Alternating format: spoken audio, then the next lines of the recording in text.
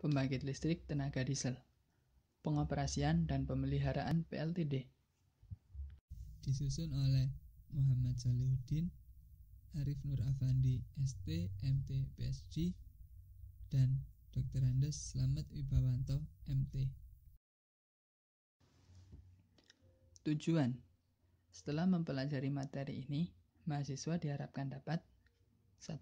Menjelaskan pengoperasian PLTD secara manual dan otomatis. 2. Menyebutkan syarat-syarat paralel generator. 3. Menjelaskan pengertian pemeliharaan PLTD. 4.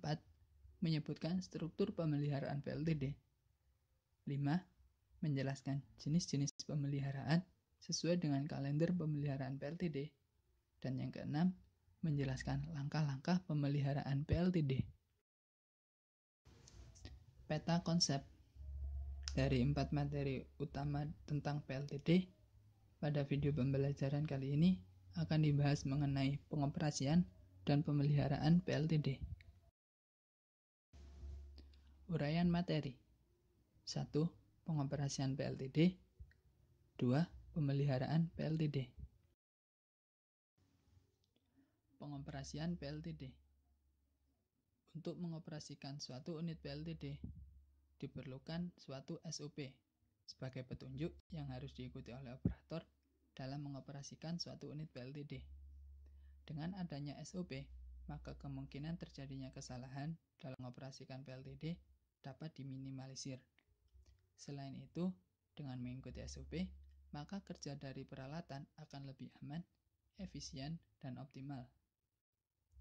Pengoperasian PLTD sendiri terdiri 2 jenis, yaitu pengoperasian secara manual dan pengoperasian secara otomatis. Pengoperasian PLTD secara manual terdiri dari 4 langkah, yaitu persiapan start, pembebanan, dan yang terakhir adalah stop. Persiapan start. Langkah-langkah yang dilakukan pada prosedur ini antara lain adalah sebagai berikut. Yang pertama, periksa sistem supply DC. Hidupkan saklar-saklar charger baterai, supply DC, tes lampu kontrol, dan tes alarm. Langkah berikutnya adalah periksa sistem penunjang PLTD, baik itu sistem pendingin, sistem pelumasan, sistem bahan bakar, sistem pemasukan udara dan gas buang, serta sistem start. Pastikan bahwa peralatan-peralatan pada masing-masing sistem bekerja dengan baik dan dalam posisi benar. Langkah selanjutnya adalah periksa semua bagian mesin yang bergerak, baik mengenai letak, posisi, setelan, termasuk jika ada mur longgar, baut patah, sambungan longgar, dan juga kebocoran-kebocoran. Langkah selanjutnya adalah jalankan semua alat bantu, seperti pompa minyak pelumas, pompa air pendingin, dan pompa bahan bakar. Setelah semua pompa-pompa yang telah dijalankan, periksa apakah semua sistem bekerja dengan normal. Apabila tidak terdapat gangguan, maka mesin siap untuk di-start. Start. Langkah-langkah yang dilakukan pada prosedur ini antara lain adalah sebagai berikut. Yang pertama, tunggu sampai tekanan minyak pelumas mencapai tekanan yang diizinkan. Hal ini juga ditandai dengan menyalanya lampu indikator pada panel kontrol. Kemudian, untuk sistem start dengan udara, langkah yang dilakukan adalah buka keran udara. Kemudian, putar handle pada posisi start. Maka mesin akan berputar. Bila putaran mesin telah mencapai 100 rpm, pindahkan handle dari posisi start ke posisi run up. Maka putaran mesin akan naik hingga mencapai putaran normal. Selanjutnya, pindahkan handle ke posisi run. Kemudian, tutup kembali keran udara apabila udaranya tidak diperlukan lagi untuk keperluan lain. Sedangkan untuk sistem start dengan menggunakan motor listrik, langkah yang dilakukan adalah memutar kunci start ke posisi start. Setelah mesin beroperasi, biarkan mesin beroperasi pada putaran idle. Kemudian, naikkan putaran mesin sampai pada putaran nominal dan biarkan beroperasi beberapa menit. Kemudian, cek kebocoran pada pipa-pipa sambungan. Amati duga dan dengarkan suara dari mesin. Apabila tidak terdapat gangguan, maka mesin siap untuk dibebani. Pembebanan. Pada prosedur ini ada dua jenis pengoperasian, yaitu pengoperasian untuk mesin beroperasi sendiri dan mesin beroperasi paralel. Langkah-langkah untuk mesin beroperasi sendiri antara lain adalah sebagai berikut. Yang pertama, atur frekuensi dan tegangan. Kemudian, periksa temperatur mesin dan generator. Kemudian, atur kenaikan beban secara bertahap. Tiap menaikkan beban, amati tekanan pelumas, temperatur, serta suara mesin. Periksa pipa bahan bakar. Periksa juga seluruh badan mesin dan amati jika ada kemungkinan kebocoran pelumas dan air pendingin. Jika ada kelainan suara, panas, dan kebocoran, maka turunkan beban dan matikan mesin.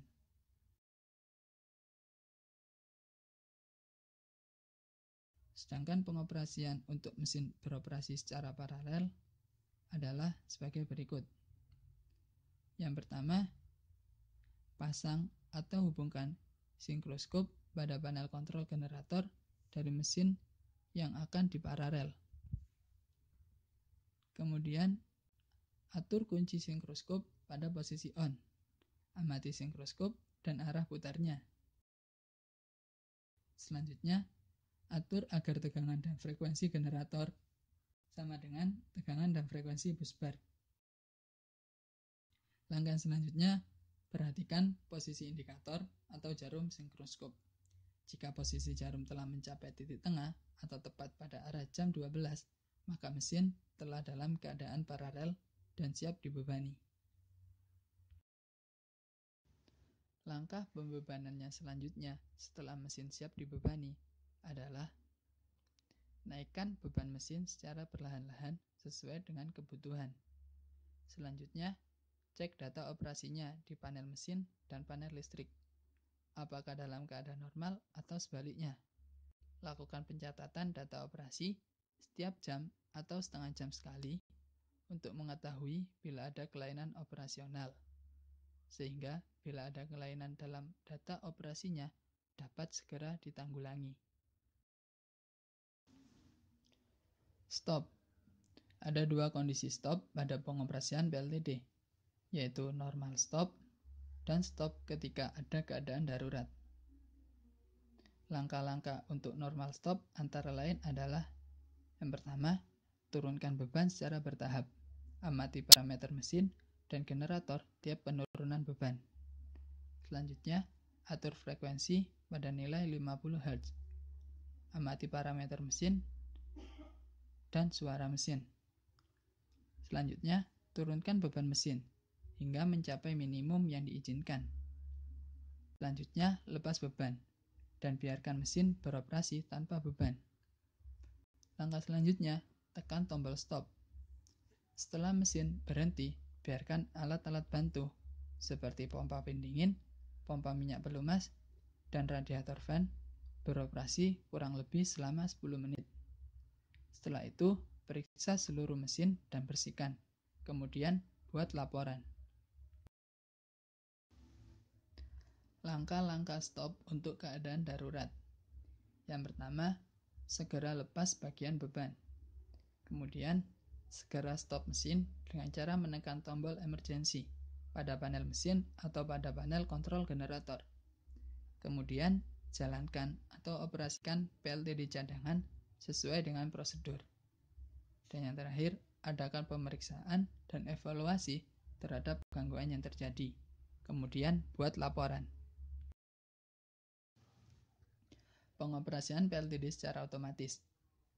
pengoperasian PLTD secara otomatis menggunakan alat bantu GPC atau Generator Paralleling Control. Pengoperasian secara otomatis hanya terdapat pada prosedur pembeban, yaitu pada saat memparalel atau mensinkronisasi generator, baik sinkronisasi antara generator dalam satu unit yang sama maupun sinkronisasi dalam sistem interkoneksi. GBC GBC merupakan sebuah alat digital yang aplikasi sistem kerjanya menggunakan PLC dengan pengaturan yang telah ditentukan sebelumnya. GBC dapat memparalelkan generator, dan setelah generator berada dalam kondisi paralel, GBC akan langsung mengambil alih semua fungsi penting dalam hal proteksi dan pengontrolan generator. Dalam melakukan kerjanya, GBC secara otomatis dapat melakukan pemeriksaan sendiri dan memberitahukan apabila terjadi kesalahan atau gangguan. GBC sebagai alat pembagi beban secara otomatis bekerja dengan cara menyeragamkan operasi governor dalam menaikkan atau menurunkan kinerja mesin atau daya generator dengan karakteristik yang berbeda-beda yang beroperasi secara paralel. Pemeliharaan PLTD. Pemeliharaan PLTD adalah suatu kegiatan pada peralatan PLTD beserta kelengkapannya dengan tujuan utama untuk mempertahankan kinerja PLTD agar dapat beroperasi secara optimum sesuai dengan standar yang diizinkan. Selain itu, pemeliharaan PLTD juga memiliki fungsi lain, yaitu untuk menghindari atau mencegah kerusakan dan kecelakaan. Fungsi yang selanjutnya adalah memperpanjang usia pakai, dan fungsi yang terakhir adalah untuk meningkatkan efisiensi. Struktur pemeliharaan. Struktur pemeliharaan dapat ditinjau dari dua hal, yaitu dari tindakan dan metode. Struktur pemeliharaan ditinjau dari tindakan yang dilakukan dapat dibagi menjadi tiga, yaitu pemeliharaan preventif, yang merupakan pemeliharaan untuk mencegah terjadinya kerusakan yang tiba-tiba dan mempertahankan unjuk kerja mesin sesuai dengan yang digaransikan.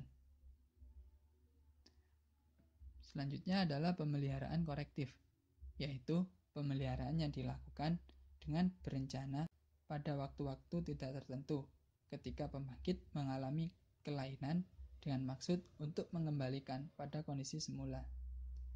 Dan pemeliharaan yang selanjutnya adalah pemeliharaan darurat, yaitu pemeliharaan yang dilakukan setelah terjadi kerusakan yang mendadak yang waktunya tidak tertentu dan pelaksanaannya tidak direncanakan sebelumnya dan bersifat darurat.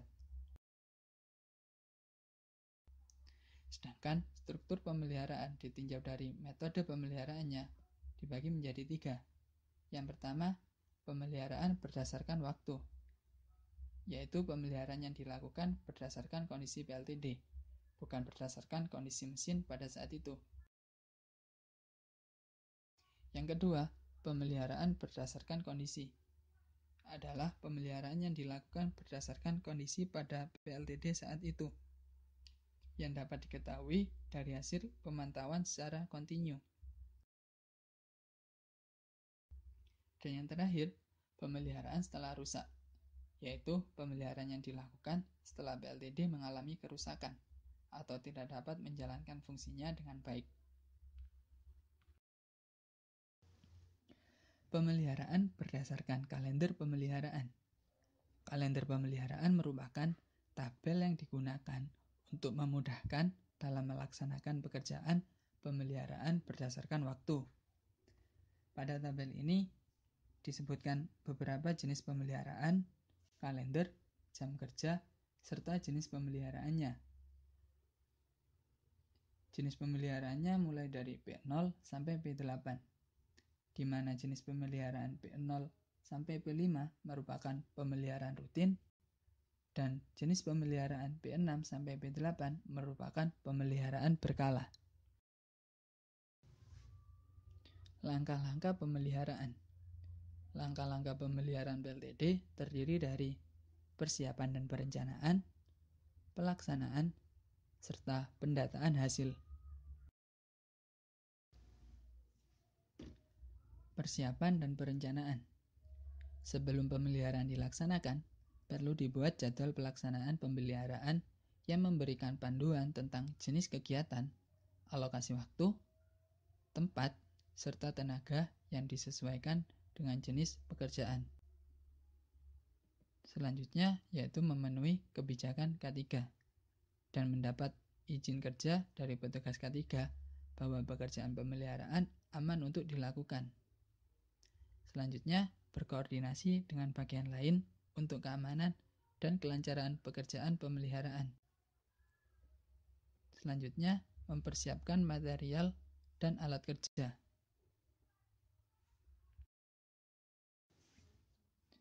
Pelaksanaan.